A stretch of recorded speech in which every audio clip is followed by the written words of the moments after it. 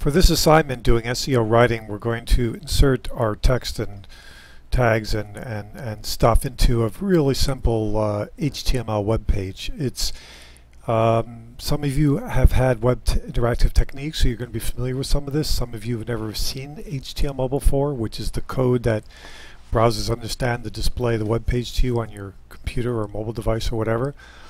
So, but it's really going to be good for you to actually see where these SEO elements, where they go within the HTML, the code that makes up the web page. So you sort of have an understanding of what the search engines are going through and seeing and spidering and capturing. So to do this, to build the page that you're going to insert your text for your web page into as part of the assignment, I'm going to build something using Code Academy and their introduction to HTML. So the first thing to do is do HTML basics.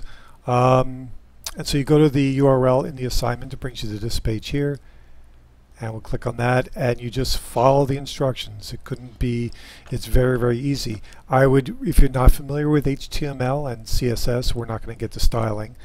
And the reason we're not doing styling in terms of controlling the way the page looks is because search engines don't care the way it looks. So it's the advantage to us in this exercise is we don't have to worry about the way it looks. We just want to create the code which a search engine would spider through and see and read. So but read this introduction here to what a markup language is, to what a cascade style sheet is, read about the first steps, A, B, and C, the first things to do, and then the instructions for this particular lesson, just follow them, 1 and 2. Now they've started by putting this doc type, but this is actually in a HTML5 format, just declaring what the page is, that the type of page it is, and the protocol to read it. And then they want you to do these two things down here, which is, and just follow along, is you can read why, that on every page you put that. And then at the bottom, I'm just going to cut this here and cut it in like that. Now, this is our little viewer window. The preview is what would be seen on a web page. And the reason we don't see anything at this point, and if you read the the rest of the website about this, is because the HTML code, everything included in this left caret and right caret, or less than and greater than, isn't seen. It's an instruction essentially to browser what to do with what's inside. So on line 3 here, if I just type a word, and there you see it up on the little preview thing there. It's in that serif type because that's sort of the default type for the browser in terms of what it's going to display if you don't choose a font or a style or anything like that.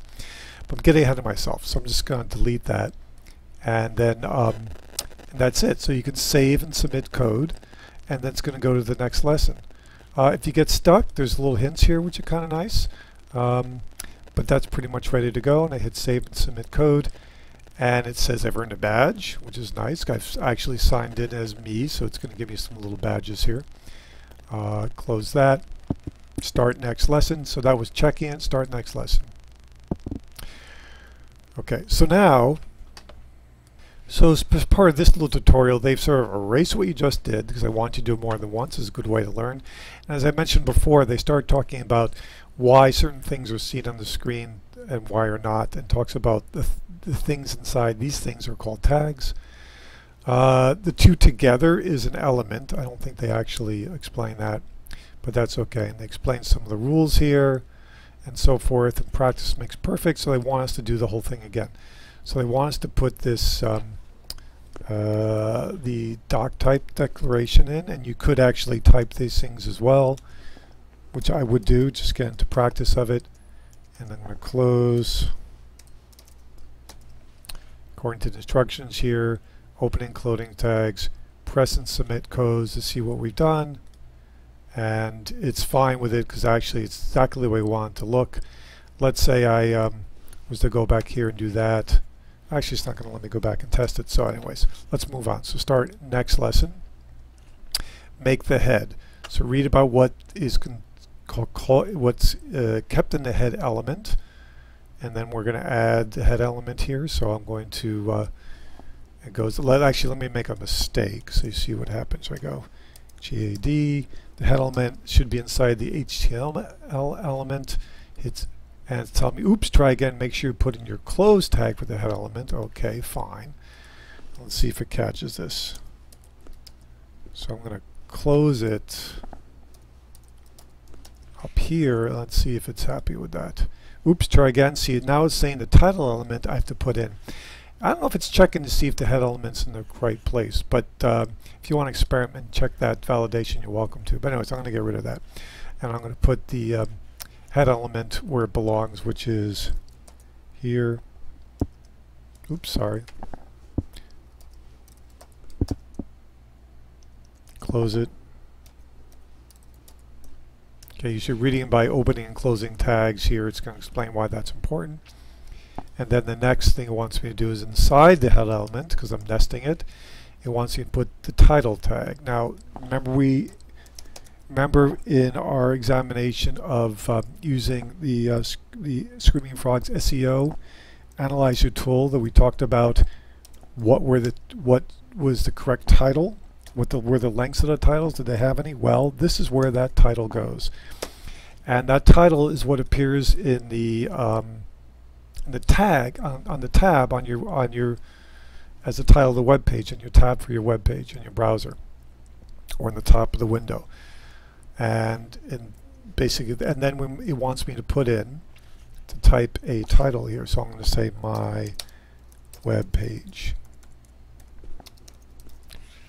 And you notice that we're still not seeing anything here because the title tag, the title element, is not displayed on your web browser. It's displayed in the window title or the tab for the page. So I'm going to save and submit code. It's happy with what I did. Start next lesson. Okay, now it's talking about paragraphs in the body. So it tells me what to do. Underneath the closing head tag, we're going to put a body tag, which tells me this is stuff that's going to display in the screen. And then it wants me to create 2 paragraphs. So 1, and that's what the P stands for paragraph, P tag. It wants me to close them, so I'll just do that there like that. And it wants me to do 2 of them, so I'm just going to cut and paste. And then it's not, yeah, it wants me to also put the closing body tag, which has to be down here. And now we've got our page. And now let's see, but still nothing's appearing over here. That's because, once again, even though we put these HTML elements within the body tag, which should display, remember they're inside our little pointy brackets, so they're still not displaying because they're HTML instructions. Save that. It's happy. I've finished this section, so I'm done with that. Can close that. It's giving me some other little badge. And next, body elements. So let's go on to that and see what happens. Okay, so what it's done here now is it's sort of indented sections that belong together. And this text editors will indent portions of your page. You can see where the opening and the closing is. So it's easy kind of to manage and see what's nested within what. Now it wants us to actually, I think, so set up a file with tags, follow the instructions. We've the head, we've created the body with the paragraph tags. Now they actually want us to add some content. So in this case, it wants to add a header tag, or H1. They should want me to do it probably, oh, they want me to put the P tags in too, because see, it took them out, it wants me to do it again. But first it wants me to start with an H tag. Now remember when we were looking at, in the SEO analysis, H1 and what's displayed there? Well, this is what it looks like in the HTML. So I'm going to close it. Oop, H1. And let's see, okay. Now it wants me to put some content in there. This, and look, what's happening on the right is finally something's appearing is what would be on the web page, H1. The size of it is because of the built-in styles that the browser has in terms of determining what an H1 should look like. You can override this with styles, but this is what the default appearance looks like based on what the browser, its internal sort of style sheet. Then it wants, underneath it wants me to put in a couple P elements, paragraph, okay. And it wants, I think it wants me to do another pair of them, I guess, okay. And then it says I can put anything I want inside. So I'm going to say, I'll just say first paragraph. And you can see on the, just on the preview screen that they're coming in. And I'll put in your second paragraph.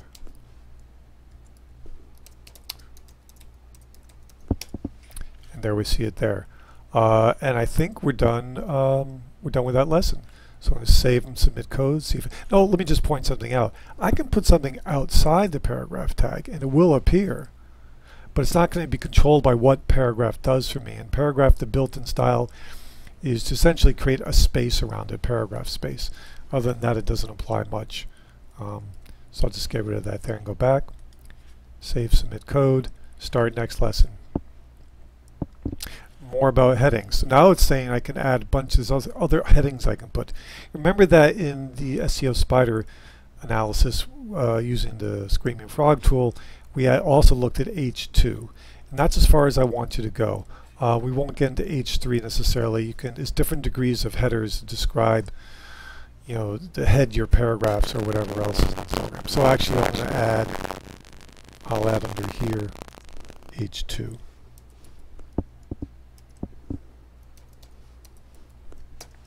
And I'll put a, I'll say header 2 there, and there we go. Notice that header 2 is a little smaller than H1 up here. Once again, that's the built-in style control. And then it wants me to go down to all the others, but I'm not going to do that because for our purposes we don't need to do all that stuff. So I'm going to save and submit code. It wants me to put in the H3 tags. So just so I can get through this, and you can do this as well, I'm just going to copy it from there. And let's see if that's as far as it'll take me. And save and submit code. Oh dear, it wants me to go all the way down. So I'm going to actually copy that. H5, I guess it skipped H4. Okay, that's fine. We'll and you can see in the description here that it's really, if you think about headers and they're increasing in number, it's sort of a hierarchy.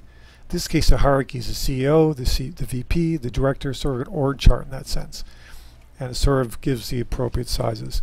I think it's probably going to want some a third set of P tags. So where do I want me to put those? If I follow the instructions, I'll just put it here.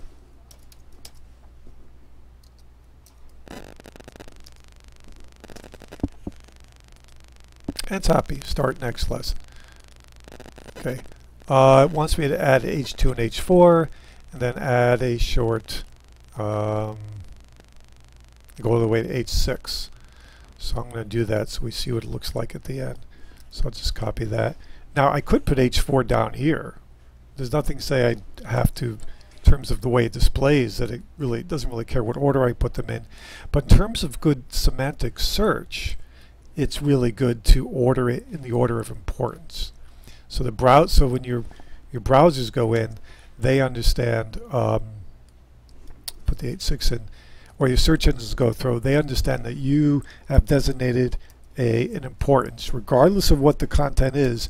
You, using the semantics of the HTML here, have said this is the meaning. This is what's important on my page. Let's put some content in here.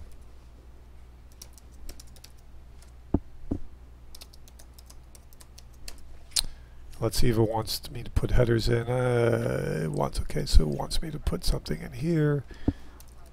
Header. HAD backwards. It's stuck. Come on. There we go. Oops. HEADER 4. Here we go. We'll do it all these. HEADER 5, and finally AGA 6. So remember what I said was important. I could put H3 here. I'll put a header 3 in.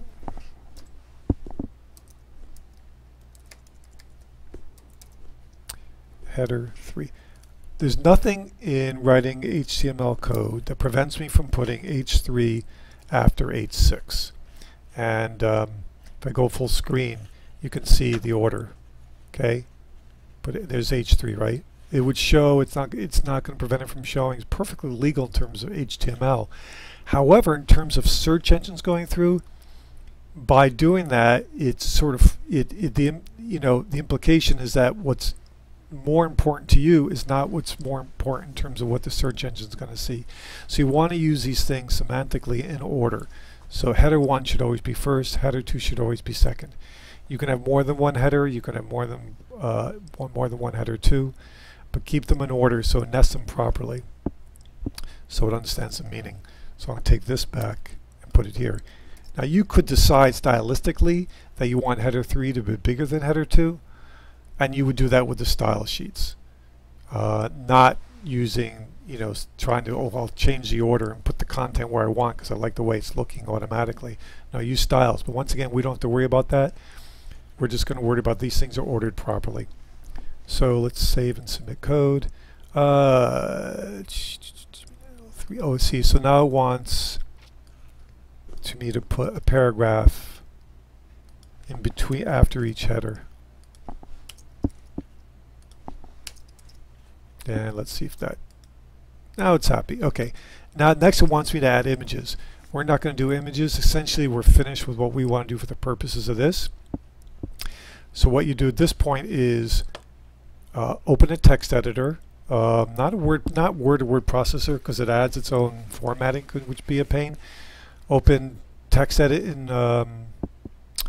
for Macintosh or Notepad or WordPad in Windows. So I'm going to pause and get that ready and show you the next step. Okay, so here we go. I'm going to now, I've got a little window here for my text edit in Macintosh. So I'm going to go back here. I'm going to select all this stuff. I'm going to copy it. I'm going to go over to the text editor and paste. Bingo. There's our HTML for our little page. What I'm going to do is just make a line space. Let's open this up a little bit between them so it's a little easier to read.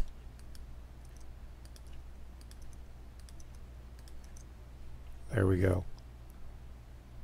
Okay, so one assignment you have this week.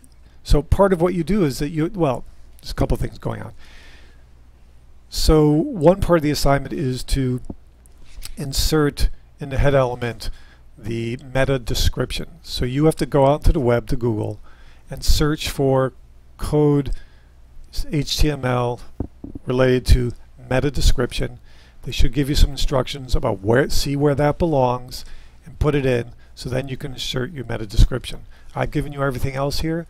You're pretty much ready to start with your page. All I'm interested is going up to using header 2. I don't think you have to use header 3 for the assignment.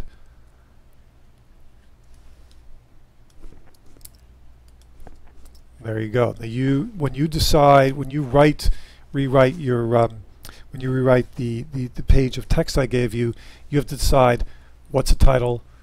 You have to write a title, write a meta description, write a header, write some paragraphs, write a header 2 in order to describe that page in a semantic way so the search engine goes through, it understands the meaning and gets some sense of the meaning of what you have there, and also for search engine optimization, it indexes it appropriately with well-written English, with appropriate use of sprinkled keywords, the whole bit. Go back and look at the old reading and essentially format it the way you see here. So let me just do a sample of this and I'll show you what it looks like when it's done using a different topic.